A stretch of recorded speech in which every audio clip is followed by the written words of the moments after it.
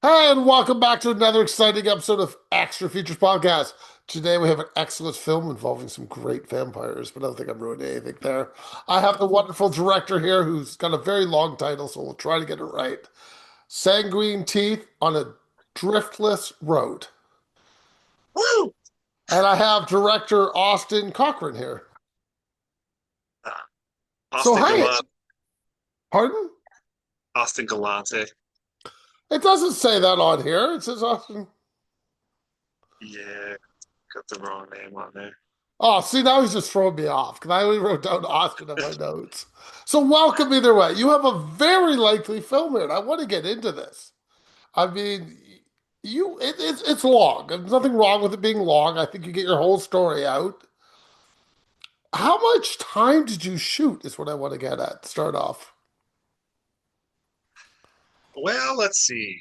We had 6 days that the main cast, like everybody that was in the RV and at the cabin, we had 6 days to shoot anything that was cabin and RV related because half those guys or several of those guys at least were flown in, and I had them for the week. So it was like getting everyone together, and then some of the other scenes, the more kind of satellite scenes that didn't involve like Jason Rouse and Charlie Mack. Um, they were shot probably over, I'm gonna say, another 10 days, maybe. I might be wrong, but um sort of like weekend here, whatever, like spread out a little bit. Because some of the other actors, like for example, the Roman Popina scene, both of those actors were flown in for that weekend to shoot that scene. Um, yeah, so I don't know, somewhere roughly uh, 14 to 16 days. I don't remember Oh, for that's sure, right. but No, that it feels like to me longer than a week. yeah, Sometimes I get films are a week, but this one feels very lengthy. Like you have a lot yeah, yeah. going on, you have a very long story, which is great. There's no issues. I'm not getting at that. I'm just saying, just so people know. So let's go back. You've already brought up the cabin, the RV. Let's discuss who owns the RV. Uh, well, they Wisconsin RV World at the time is who owned the RV, and they sponsored the movie and let us use it for the week. But they sold it to a different company. Like, the, That's they fine. just went out of business or whatever. I don't know. Things Got happen. tired, sold it to somebody else. So And the yeah, cabin's a rental then? um, it is a rental. Yeah, it was. It's a friend of a friend's cabin, so they let us use it for 6 days. That's a nice perk. Yeah. Cabin I kind of like it. So rentals let's, are expensive. yeah, they are. That's what I was thinking. This looks like a very nice cabin. So let's get behind the backstory of that. Okay. Your opening shot. I mean, I love the colors of the building. Like, I just think they really pop for me right off the top on your opening Uh, shot. So my question is that why you picked this, or you just it just all worked out well? yeah, I mean, partially. Yeah, it was just trying to find a place that looked, you know, like a 2,000-year-old or whatever, however old vampire. Like he's had time to accumulate wealth, so it'd be strange if he was just in your regular neighborhood house. So, um, yeah, I used that place because it had, you know, the different, a number of the different aspects that I needed to make the scene work. Oh, let's just go. I mean, your opening vampire. I mean, I kind of like him. Like, he seems like a normal person, but you're just saying I could see him living in my house down the street. Like, he really just feels like that guy. He's having a good time. He's having fun. He just wants to enjoy himself. Yeah, yeah. So yeah, without giving away too much, it was meant to show sort of like, he's alone on his own time, behaving differently than he would if he has all these other people. You know what I mean? Like just a little more free in his home environment, and then he's a little bit of a dick part of the rest. He's more matter of fact, you know. Actually, I like him by the end. So when you were writing the script, did you know what his buddies were all going to be, look like, feel like, or you just sort of discover that in the casting process? Um, I knew pretty much what they were going to look like. I had before I wrote it, I knew who most of the main cast was going to be. I had someone else cast as the part for Kano. They're a fairly well-known comedian, but they got sick about they had a health issue about a month before, and they were having some like serious like not supposed to fly kind of issues. That's a big Um, one.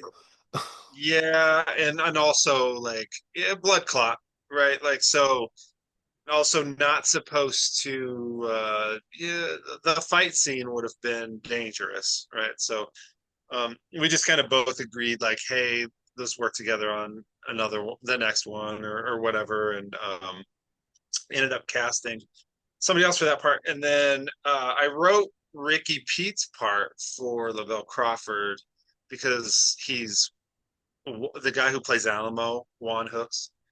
His cousin is Lavelle Crawford, and so I met him, and they're friendly and whatever. So Lavelle, I don't know, looked over the script or read it or whatever, but he decided not to do it. I don't know if I didn't ask why. I don't know if it was Wasn't money for or him. right. Like he probably makes $3,000 or $4,000 a show just to go do stand up or something. So like I can't. It would have purely been if he was like willing to take a super pay cut, and clearly I don't know if that was it or if he just thought the script sucked. I don't know. But anyway, so I had him in mind. That's who I wrote the part for.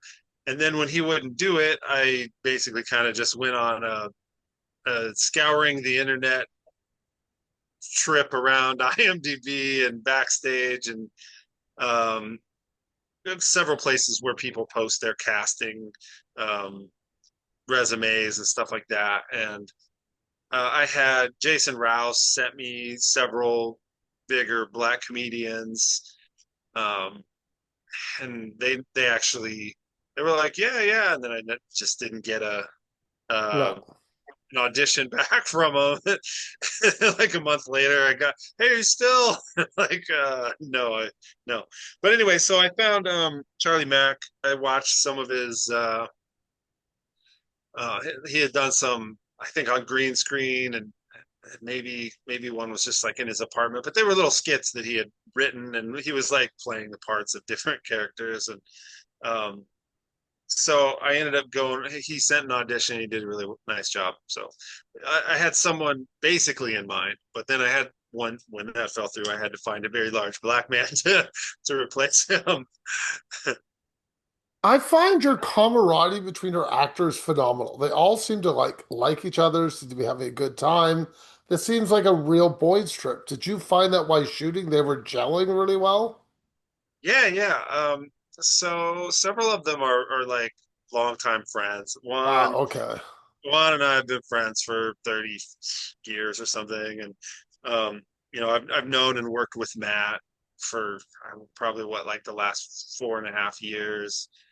He was in the first movie that I made. It was a very low budget, like, couple $1,000 movie. Let's see if we can do this kind of thing. Um, so we were friends. And then, Charlie Mack's just a really personable guy. And, Jason Rouse is a great dude. I've known him for a long time.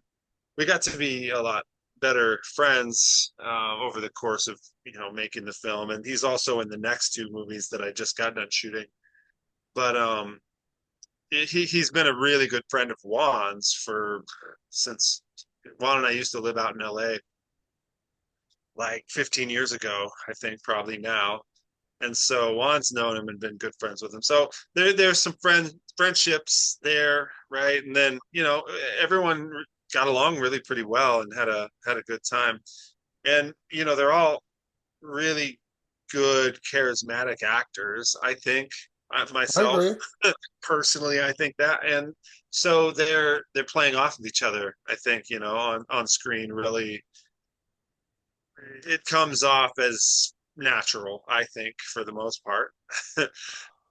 Hopefully, I'm right.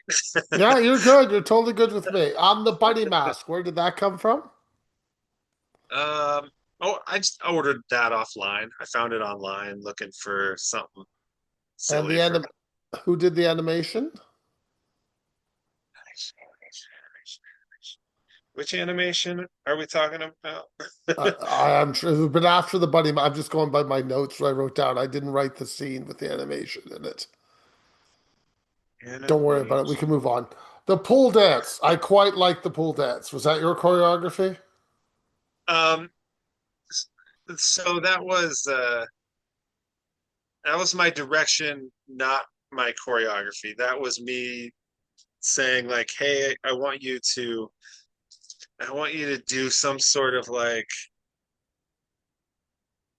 playful, like James Brown type of like, you know, get get funky in the pool, And so he just kind of like we filmed for a little while, and he just like danced around in the I pool liked for a it. It while. was very funny. It was very, I very ended funny. up I ended up cutting it down. I probably had another like 40 seconds in there or something, I would have and taken another 40 seconds. It would have made me happy, but that's okay.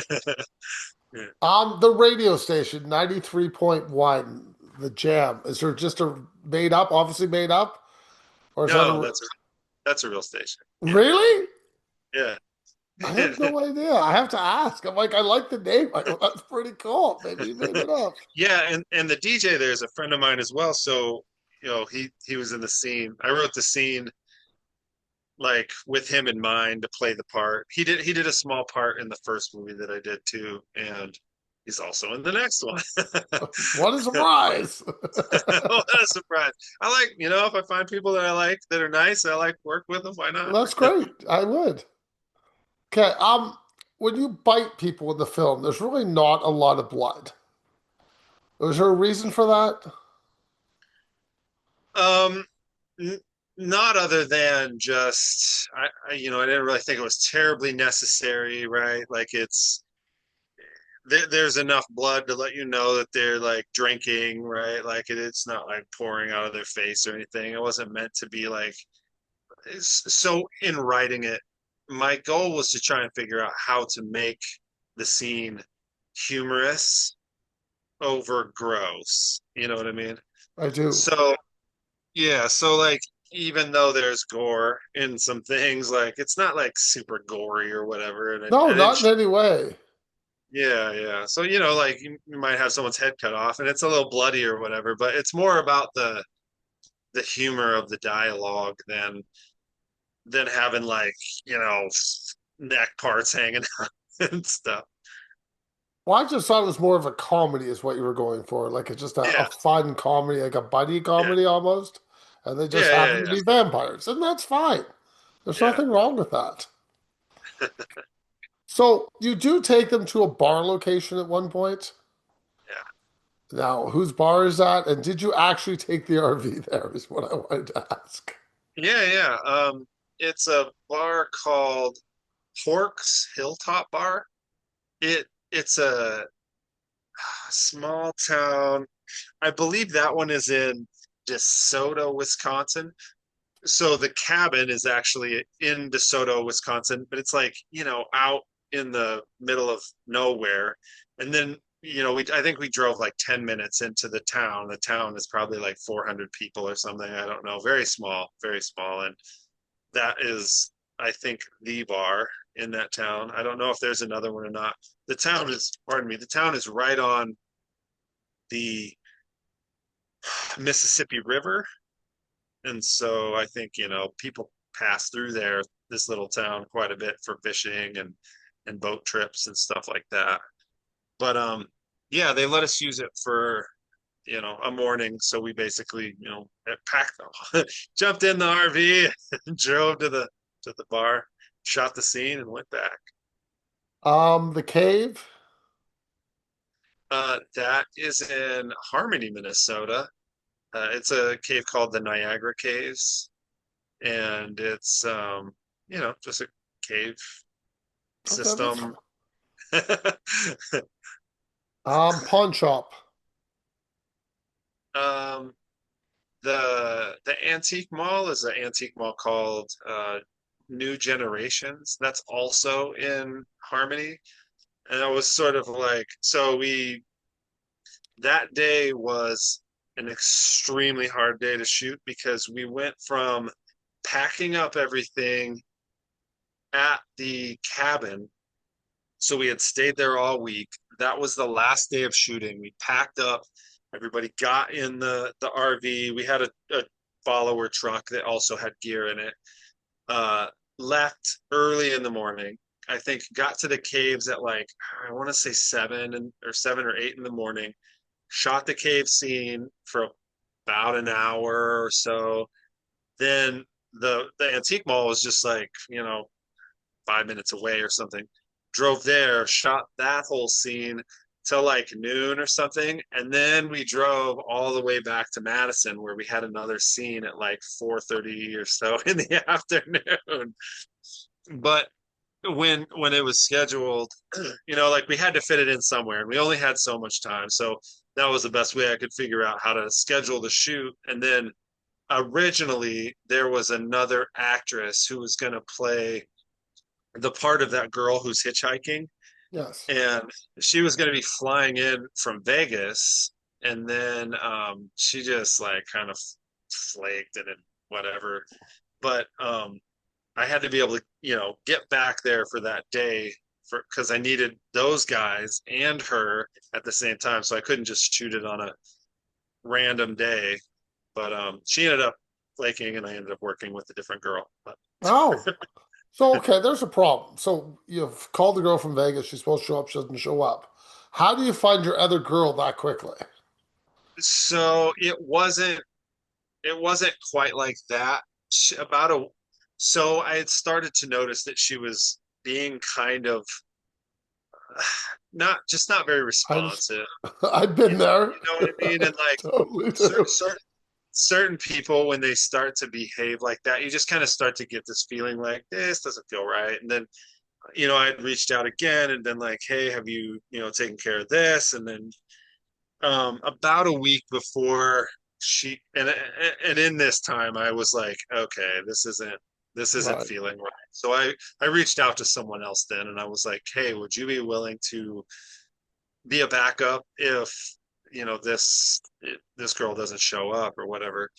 And so I had actually ended up writing the pool scene as it's sort of like, hey, will you be the backup for this scene if she doesn't show up? If she does show up, I'll put you in this scene at the pool or whatever. So the other girl didn't show up, so she played that role, and Ah, yeah, yeah.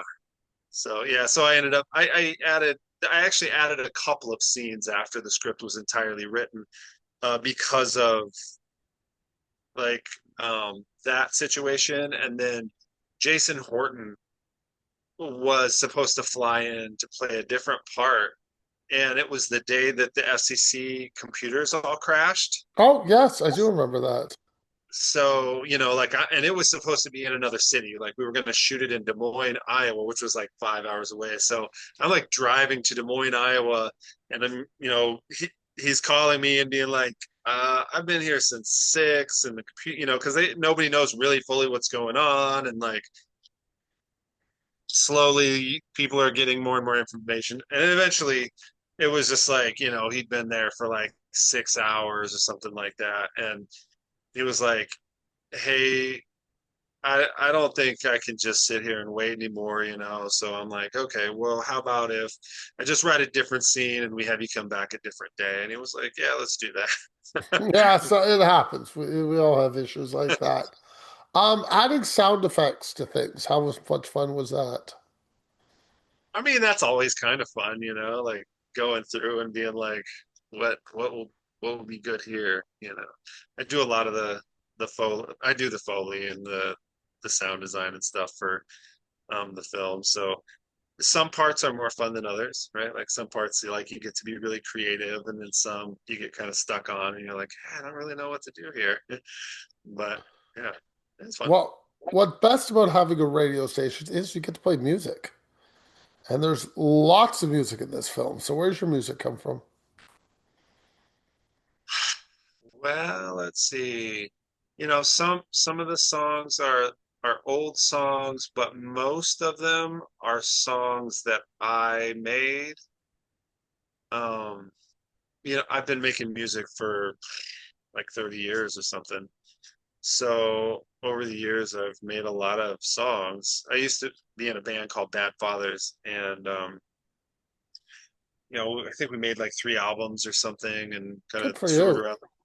toured around the country and stuff. So, I have access to use some of those songs whenever they fit, and then I've been producing music for on my own probably like 20 years or something.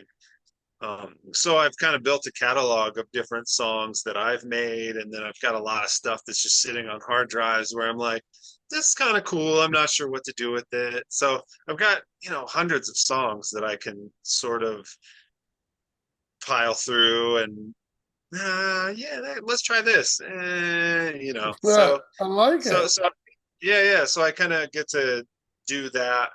I've made music for a long time, like wanting to place songs in movies and stuff, and I've placed a few in a few movies. But this is pretty cool being able to have my own, where I can just, and if I don't have anything that fits, then I just make something, I right? think So that's great. That must be so good to be a Renaissance man, to do everything. Something I can't do. The lottery conversation. Did this happen to you? no, it was just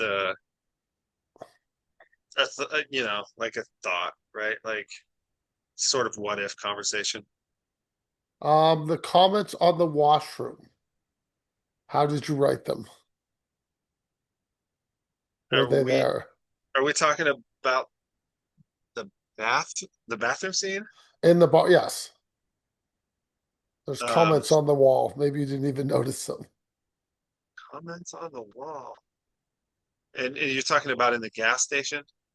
I could have been. I don't know. I just have it after the lottery conversation in my notes. God, I'll take better notes for you next time. I'll write down the exact scenes. Yeah, I I'm just trying to think what that is. don't worry. We can move on. Okay. What's in the woodpile.com made me laugh so hard. Is this an actual site? I meant to look it up. No, no, it's I not. thought that was great. I really think that should be a name of the movie, What's in the Woodpile. I have no Yeah. idea what the film would be about, but I'm sure dead bodies or something. So, do you ever write a joke and it just makes you laugh? You're like, I got to put that in somewhere. Yeah, quite a bit. And then sometimes they're stupid, but sometimes they work. Oh, I don't care if they're stupid. I like stupid jokes. They make me laugh. I watched so many movies. Make me laugh, please. I think the Yeah, hardest thing to do is make people laugh. I really do. it is hard. Yeah. Okay, switch to Because black and white. Why?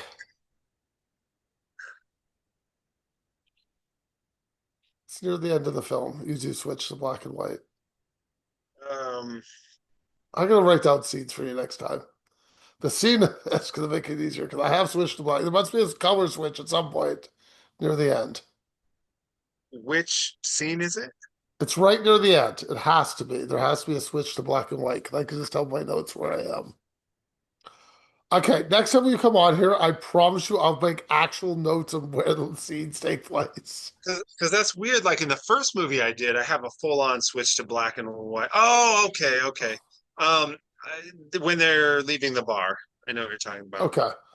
I just thought it was sort of an interesting way to change to the voyeuristic point of view because they're, like you're sort of having this weird voyeuristic look at them, doing what they're doing. So I thought it was a sort of a nice way to just set that apart or change. change the feeling of what was happening.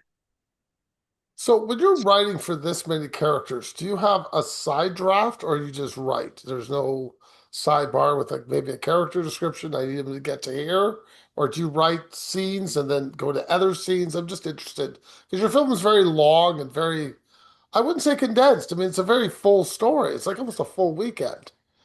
And I Yeah, just yeah. meant, do you have that all plotted out ahead of time, or you don't know where you're going to end up? Or maybe you do. Yeah, I know where I'm going to end up. I usually, so I'll kind of come up with an idea, right? Like just a concept for a story, and then sort of start building on it. And, when I'm just doing things or spare time, and I'll take notes on what it is that I'm sort of going for. And maybe, maybe there's a few scenes that pop into my mind. I'll usually have like a scene page, and I'll have a story arc page, and then I'll have a character development page. So I I work on who these people are, or who the characters are, what they're about, where they've been, and all that. And then um, I'll create an arc for the story where I go like, okay, they're going to do this thing, and they're going to do this thing and this thing. And so I usually have a pretty good idea of what's going to happen, where they're going to go. Um, this script is a lot longer, and I did do some totally random add-ins, right? Like Oh, okay. where it was to include actors, right? Like the Jason Horton scene where we're sitting at the park um after, I've already got this story written, and I'm like, shit, I still want to have him in the movie. Where would it make sense? Like, how could I put him in there, right? So I had to add that, even after the script was already completely finished. And there's a couple scenes like that. The first scene, not the first scene, but the swimming pool scene is an added scene later, and that was sort of to like security or backup, um, to be able to offer this girl like, hey, I know this is super inconvenient, like, will you hold your day for me? Like,